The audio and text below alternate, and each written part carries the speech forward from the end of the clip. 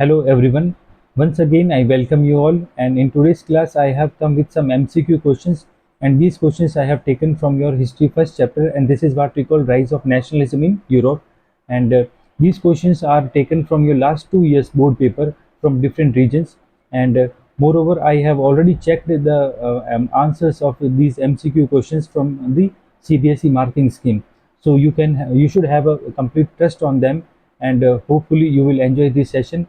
And if you find any still if you find any difficulty regarding these questions or their answers, you can make your comment in the comment section. So this is the first question of today's series, and the first question is from which of the following countries Giuseppe Garibaldi belongs to? Giuseppe Garibaldi है जो किस country से belong करते हैं? Option A Austria, then option B is Italy, option C is Greece and the option D is Spain. तो बहुत ही simple question उन्होंने यहाँ पर पूछा है।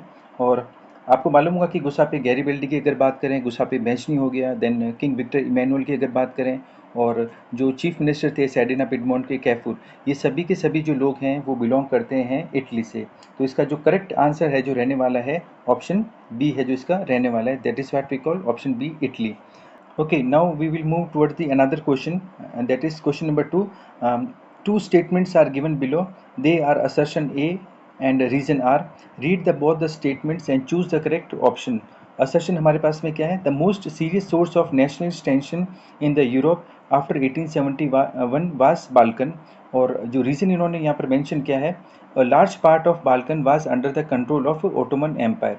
तो बिल्कुल सही है, दोनों स्टेटमेंट करेक्ट हैं, और जो रीज़न असर्शन के लिए दिया हुआ है वो भी बिल्कुल है जो करेक्ट है। तो जैसा आप लोगों को मालूम होगा कि जो 1871 के बाद में जो यूरोप का जो बाल्कन जो रीजन है, वहाँ पर है जो नेशनलिस्ट टेंशन हमें देखने को मिलती है, और उसका रीज़न इन्होंने मेंशन किया कि इसका एक ज़्यादातर जो एरिया था वो किसके कंट्रोल में था? ओटोमन एम्पायर के है जो कंट्रोल में था, जो कि एक मुस्लिम है जो किंगडम था। तो इसकी वजह से हम क्या देखते हैं कि जो यूरोपियन जो नेशनलिस्ट है वो है जो स्ट्रगल करते हैं किसके लिए? इंडिपेंडेंस के लिए जो स्ट्रगल करते हैं। तो इसका जो करेक्ट आंसर है जो रहने वाला है, that is option A.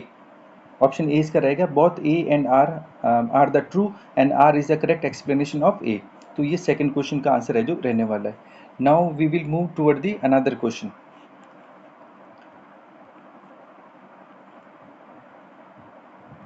So this is the question number 3.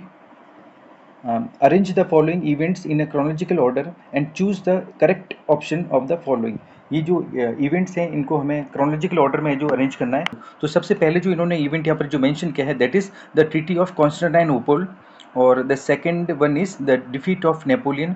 Third इन्होंने बताया है जो event unification of Italy, and the fourth one is unification of Germany. तो यहाँ पर अगर हम देखें, जो सबसे पहले इन्होंने बताया ट्रीटी ऑफ कॉन्स्टेंटिनोपल की अगर हम बात करें, तो यह जो 1832 में हुई थी, जब आपको मालूम है कि जो ग्रीस है वो इंडिपेंडेंट होता है ओटोमन एम्पायर से। तो ये 1832 रहेगा इसकी डेट। उसके बाद में जो सेकंड इन्होंने इवेंट बताया यहाँ पर, that is defeat of Napoleon Bonaparte. तो नेपोलियन बोनापार्ट की जो डिफीट है वो 1815 में हुई थी at the battle of Waterloo. तो ये 1815 रहने वाला है। उसके बाद में हम देखते हैं कि जो यूनिफिकेशन ऑफ इटली, तो इटली का जो यूनिफिकेशन है वो 1861 में हुआ था। और उस समय जैसे आप लोगों को मालूम हुआ कि जो किंग विक्टर इमैनुअल है, उनको है जो इटली का है जो एम्परर है जो डिक्लेयर किया गया। और जो यहाँ पर फोर्थ जो ऑप्शन इन्होंने यहाँ पर मेंशन किया है, that is unification of Germany. तो जर्मनी का जो यूनिफिकेशन है वो 1871 में हुआ था। और इसके लिए हमने देखा था कि किस तरह से जो वर्साई जो पहले से फ्रांस के अंदर वहाँ पर एक ज़बरदस्त सेरेमनी हुई, और सेरेमनी के साथ ही जो केसर विलियम फर्स्ट है उनको वहाँ पर है जो यूनाइटेड जर्मनी का एम्परर है जो डिक्लेयर किया गया। तो ये 1871 में ये जर्मनी का जो यूनिफिकेशन है जो कंप्लीट हुआ। तो इस हिसाब से अगर हम देखें तो इसका जो आंसर होना चाहिए 2 1 3 4 होना चाहिए।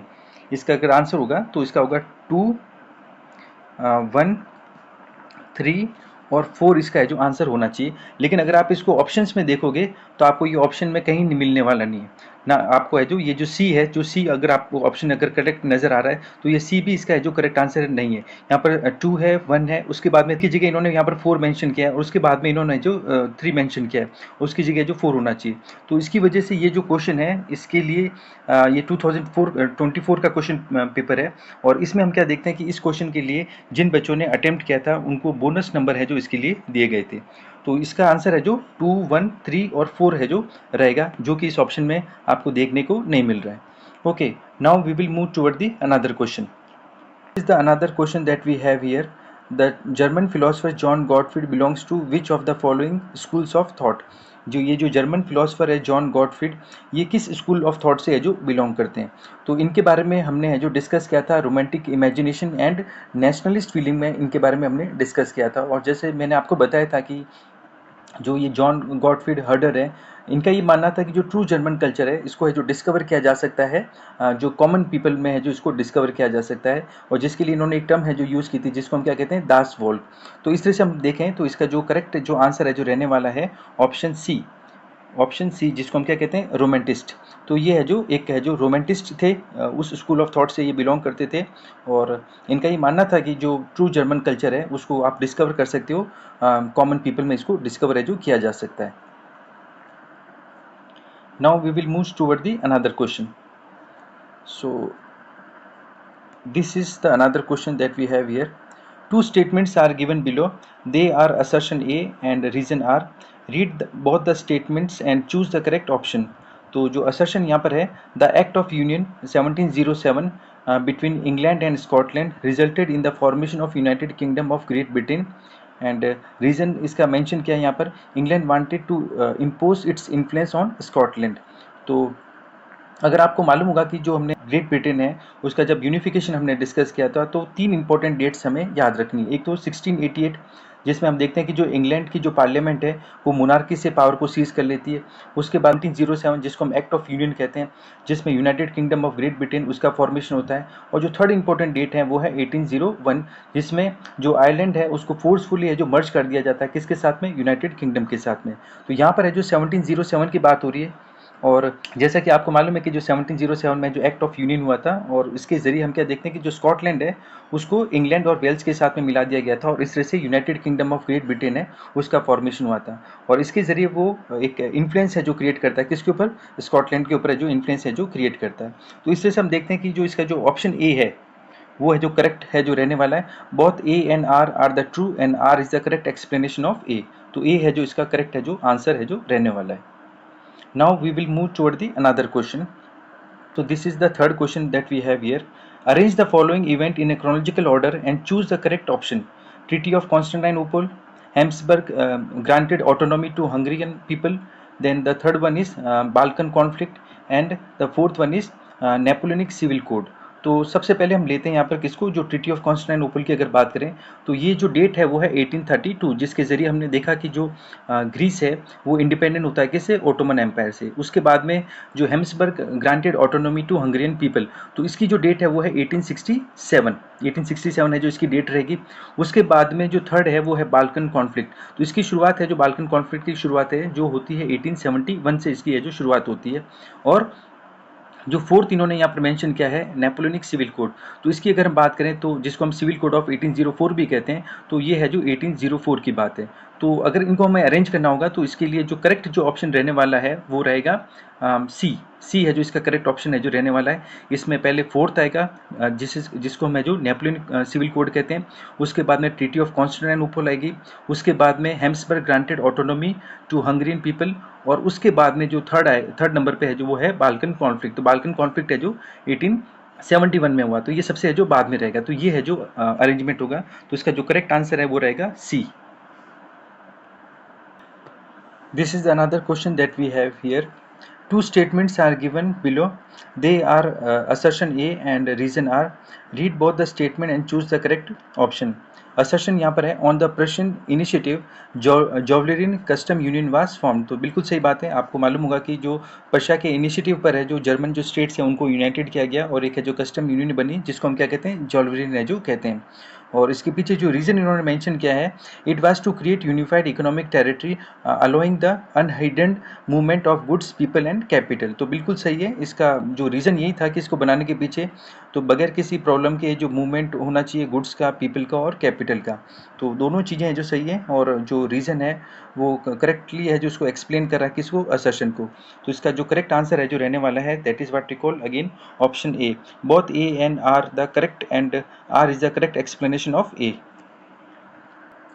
So this is the another question that we have here.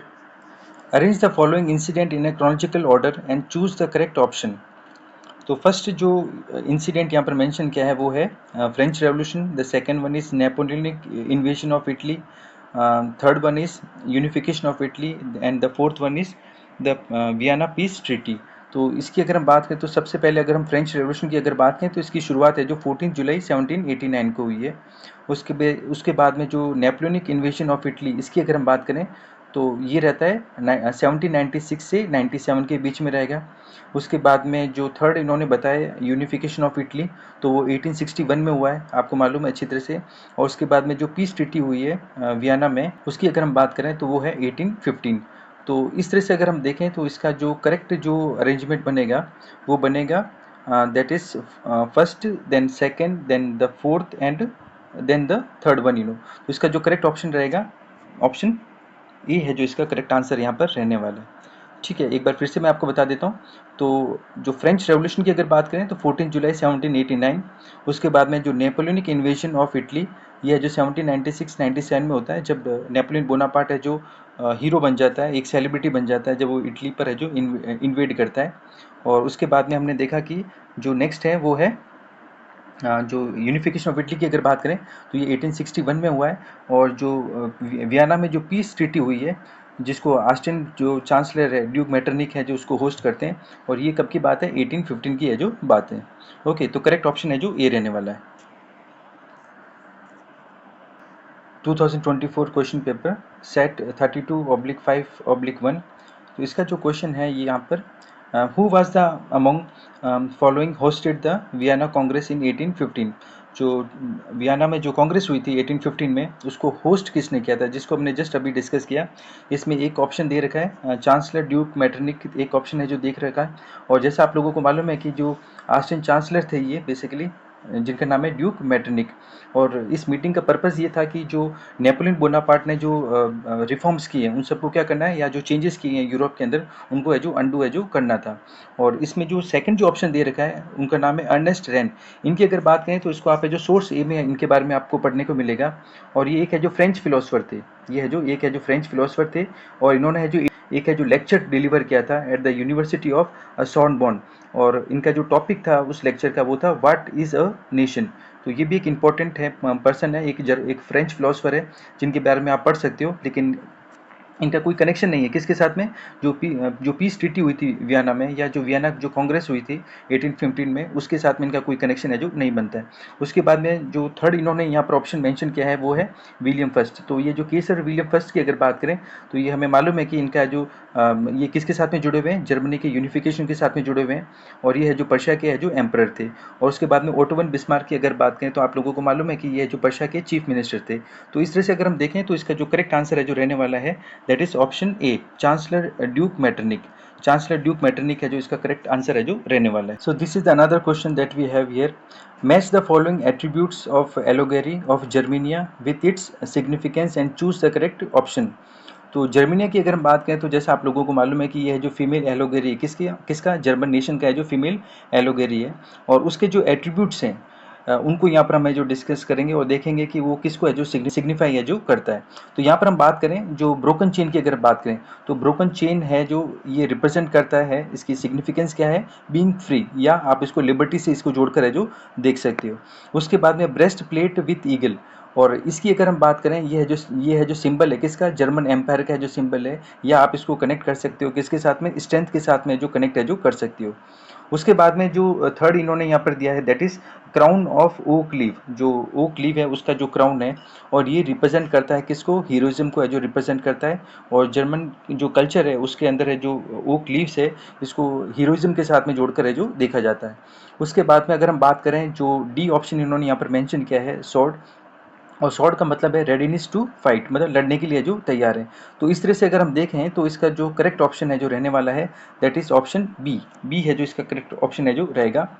एक ए को आप है जो मैच कर सकते हो फोर के साथ में, फिर बी को आप करोगे थर्ड के साथ में, सी को आप है जो मैच कर सकते हो फर्स्ट के साथ में, और जो डी है इसको आप मैच करोगे, मतलब कि जो स्वॉर्ड है उसको मैच करोगे हीरोइज्म के साथ में। So this is the answer we have here.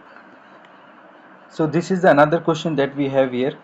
Which of the following ideologies were European governments driven by the defeat of Napoleon in 1815। 1815 के बाद में जो यूरोप के अंदर जो गवर्नमेंट्स जो एस्टेब्लिश होती है उस उनके पीछे कौन सी जो फोर्स है जो वो काम करती है, कौन सी आइडियोलॉजी पे वो काम करती है? Socialism, conservatism, liberalism and romanticism. तो इसका बिल्कुल है जो करेक्ट आंसर है जो रहने वाला है ऑप्शन बी, कंजर्वेटिज्म।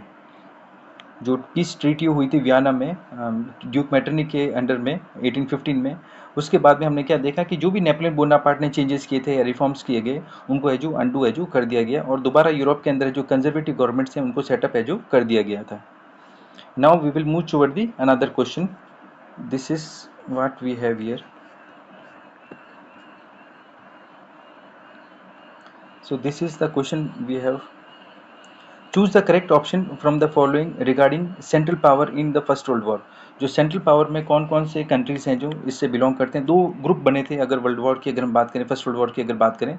एक है जिसको हम सेंट्रल पावर कह रहे हैं, दूसरा है जो अलाइंड पावर है। तो इसमें जो सेंट्रल पावर के बारे में इन्होंने पूछा है तो सेंट्रल पावर में है जर्मनी, ऑप्शन ए दे रखा है, Germany, Austria, Hungary and Ottoman Empire. बिल्कुल सही है। तो इसका जो करेक्ट आंसर है जो रहने वाला है जो इसको हम क्या कहते हैं, सेंट्रल पावर। तो सेंट्रल पावर में ये ऑप्शन इसका करेक्ट रहेगा। और अगर हम बात करें जो अलाइंड पावर की अगर बात करें तो उसमें हम देखते हैं कि जो फ्रांस हो गया, रशिया हो गया, ब्रिटेन हो गया, अमेरिका हो गया, जापान हो गया, ये सारे जो कंट्रीज़ हैं जो बिलोंग करते हैं किसको, अलाइंड पावर को है जो बिलोंग करते हैं। और अल्टीमेटली हमने देखा कि जो सेंट्रल जो पावर है इनकी है जो फर्स्ट वर्ल्ड वॉर में क्या होती है, डिफीट होती है। Now we will move toward the another question. So this is the question we have again. Arrange the following in chronological order and choose the correct option। तो इसमें इसको है जो क्रोनोलॉजिकल ऑर्डर में इसको अरेंज करना है और करेक्ट ऑप्शन को है जो चूज़ करना। तो सबसे पहले हम बात करते हैं किसकी, जो ऑप्शन ए इन्होंने दे रखा है वो है नेपोलियनिक वार। तो नेपोलियनिक वार से मतलब है कि जब नेपोलियन बोनापार्ट है जो फ्रांस के एम्पर बन जाते हैं, रूलर हो जाते हैं, और उसके बाद में जो यूरोप को कॉन्कर करने के लिए निकलते हैं, तो वो जो वॉर है जो कि आप 1803 से मान सकते हो, 1803 से लेकर 1815 तक जो चलेगी उसको हम क्या कहते हैं, नेपोलियनिक वॉर कहते हैं। तो ये है जो रहने वाला 1803 से 1815 तक रहने वाली ये वॉर।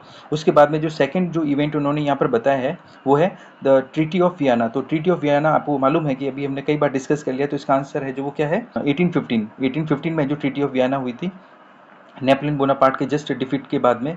उसके बाद में जो थर्ड इन्होंने यहाँ पर मेंशन किया है वो है ग्रीक स्ट्रगल फॉर इंडिपेंडेंस। तो जो ग्रीक है वो अल्टीमेटली है जो इंडिपेंडेंट होता है ओटोमन एम्पायर से, वो ईयर है 1832। और उसके बाद में जो फोर्थ इन्होंने जो इवेंट यहाँ पर मेंशन किया है वो Slav nationalism in Ottoman Empire. तो जो स्लाव नेशनलिज्म है ओटोमन रीजन के अंदर वो डेवलप होने लगता है 1871 के बाद में। तो इस तरह से हम देखें तो इसका जो ऑप्शन जो रहेगा करेक्ट, अगर उसको ऑर्डर में अरेंज करें तो वो रहने वाला है 1, देन 2, देन 3 एंड 4। तो इस हिसाब से अगर हम देखें तो इसका जो ऑप्शन रहेगा that is option B. Option B है जो इसका करेक्ट आंसर है जो रहने वाला है। Okay, now we have another question here. Which of the following is not true about the female allegory of France? तो जो फीमेल एलोगरी है फ्रांस की उसको लेकर है जो कौन सा स्टेटमेंट इसमें से है जो सही नहीं है। तो आप लोगों को मालूम होगा कि जो फीमेल एलोगरी है फ्रांस की उसको हम क्या कहते हैं, मेरियान कहते हैं। उसी तरह से जो जर्मनी की जो फीमेल एलोगरी उसको जर्मनिया कहते हैं। उसी तरह से अगर हम बात करें जो ब्रिटेन की जो एलोगरी है फीमेल एलोगरी उसको हम ब्रिटेनिया कहते हैं। तो बिल्कुल उसी तरह से अगर हम बात करें जो फीमेल एलोगरी है फ्रांस की उसका नाम क्या है, मेरियान है। तो शी वाज नेम्ड मेरियान, बिल्कुल सही है। She took part in French revolution, ये बात सही नहीं है क्योंकि जैसा आप लोगों को मालूम है कि रियल लाइफ में इस तरह की कोई वुमेन है जो एग्जिस्ट करती नहीं थी। तो बी है जो यहाँ पर गलत रहने वाला है। और जो सी जो स्टेटमेंट यहाँ पर इन्होंने मेंशन किया है, she was the symbol of national unity, बिल्कुल सही बात है। वो है जो एक सिंबल है जो बन जाती है। गली चौराहों पर हमने देखा कि स्क्वायर के ऊपर है जो उसके स्टैचूज है जो इरेक्ट किए जाने लगे, तो उसका रीज़न था कि वो है जो नेशनल यूनिटी को है जो रिप्रेजेंट करती है। और जो फोर्थ ऑप्शन इन्होंने यहाँ पर मेंशन किया है, her images were marked on coin and stamp, उसकी जो इमेजेस हैं जिसका नाम है मेरियान उसको मार्क किया जाने लगा स्टैम्प्स के ऊपर और कॉइन के ऊपर, बिल्कुल सही बात है। इस तरह के स्टैम्प्स और जो कॉइन्स हैं आपको बुक में भी देखने को मिल जाएंगे। तो इसका जो ऑप्शन जो रहने वाला है वो ऑप्शन रहेगा बी। बी है जो करेक्ट स्टेटमेंट है जो इनमें से नहीं है। Now we will move toward the another question. Okay, so this is another question we have here. Match the following and choose the correct option. तो एक साइड में आपको लीडर्स देखने को मिलेंगे तो दूसरी साइड में आपको उनका जो रोल है जो देखने को मिलेगा। तो यहाँ पर अगर हम बात करें जो फर्स्ट है वो है Victor Emmanuel second, then Giuseppe Mazzini है, गुसापे गैरिबेल्डी हैं और काउंट कैफूर है। तो अगर इन सब की अगर हम बात करें तो इनका एक इंपॉर्टेंट रोल हमें देखने को मिलता है किसके साथ में, इटली के यूनिफिकेशन में इनका रोल हमें देखने को मिलेगा। तो इसको हमें जो कनेक्ट करते हैं उनके रोल के साथ में, तो सबसे पहले बात करते हैं जो विक्टर इमैनुअल सेकंड की अगर बात करें, तो आपको मालूम होगा कि जो विक्टर इमैनुअल सेकंड है, ये है जो सर्डिना पिडमोंट के है जो रूलर थे, और 1861 में है जो इटली है उसका है जो यूनिफिकेशन होता है, और उसके बाद में हम क्या देखते हैं कि उनको यूनाइटेड इटली का है जो एम्परर है जो डिक्लेयर है जो कर दिया जाता है। तो इसका रहेगा, ए को आप है जो मैच कर सकते हो किसके साथ में, फोर्थ के साथ में जो मैच है जो कर सकते हो, proclaimed as a king of United Italy. उसके बाद में जो सेकंड है वो है गुसापे मेजनी, और गुसापे मेजनी के काफ़ी इंपॉर्टेंट रोल है जो प्ले करेंगे, जैसा कि हम लोगों ने पहले क्लास में डिस्कस भी किया है। तो गुसापे मेजनी की अगर बात करें तो इन्होंने जो 2 सीक्रेट सोसाइटीज है जो एस्टेब्लिश की थी, young Italy and young Europe. तो यहाँ पर है जो गुसापे मेजनी को आप है जो कनेक्ट कर सकते हो किसके साथ में, यंग इटली मूवमेंट के साथ में कनेक्ट कर सकते हो। उसके बाद में गुसापे गैरिबेल्डी, गुसापे गैरिबेल्डी की अगर बात करें तो हमने देखा था कि ये अपने रोल मॉडल मानते थे गुसापे मेजनी को, और इनकी सीक्रेट सोसाइटीज़ हैं उनके साथ में भी जुड़े हुए थे, और इन्होंने है जो एक वॉलंटियर्स की फ़ौज है जो तैयार की थी सदर्न इटली के अंदर, और उसकी मदद से हम क्या देखते हैं, इवन उसमें वो पीजेंट्स को भी शामिल करते हैं, और जो किंगडम ऑफ सिसली है उसको वो क्या करते हैं, कॉन्कर करते हैं। तो सी को आप है जो मैच करोगे किसके साथ में, थर्ड के साथ में इसको आप है जो मैच है जो कर सकते हो। और उसके बाद में जो काउंट कैफूर है, इनकी अगर बात करें तो ये सर्डिना पिडमोंट के है जो क्या थे, चीफ मिनिस्टर थे, जो कि बाद में है जो यूनाइटेड जो इटली है उसके चीफ मिनिस्टर भी है जो बन जाते हैं। तो इसको आप है जो मैच करोगे किसके साथ में, इसको मैच करोगे फर्स्ट के साथ में जो मैच करोगे। तो इस तरह से अगर हम देखें तो इसका जो आंसर है जो रहने वाला है, ऑप्शन सी इसका आंसर है जो रहने वाला है। तो इस तरह से हम देखते हैं कि जो हमने पिछले 2 साल के 2023 और जो 2024 है उसके जो डिफरेंट रीजन में सीबीएसई बोर्ड के जो पेपर्स हैं उनको हमने डिस्कस किया है, और उसमें सारे जो क्वेश्चन थे regarding the first chapter of your history, this is what we call rise of nationalism in Europe, उन सारे क्वेश्चंस को हमने यहाँ पर जो डिस्कस किया है। How many questions you have attempted and how many questions are right? Don't forget to mention in the comment section. और मेरी आपसे एक एडवाइस रहेगी कि आप है जो इन क्वेश्चंस को अटेम्प्ट करने से पहले आप है जो एक बार है जो जो मैंने जो 12 जो वीडियोस अपलोड किए हैं इस चैप्टर के, this is what we call rise of nationalism in Europe, उसको एक बार है जो आप अच्छी तरह से है जो उसको स्टडी करें, उसको देखें। और I am sure that all these questions are that answers you will get that in the video, and hopefully you are enjoying this session, and keep watching these videos. Thank you for watching once again. Thank you.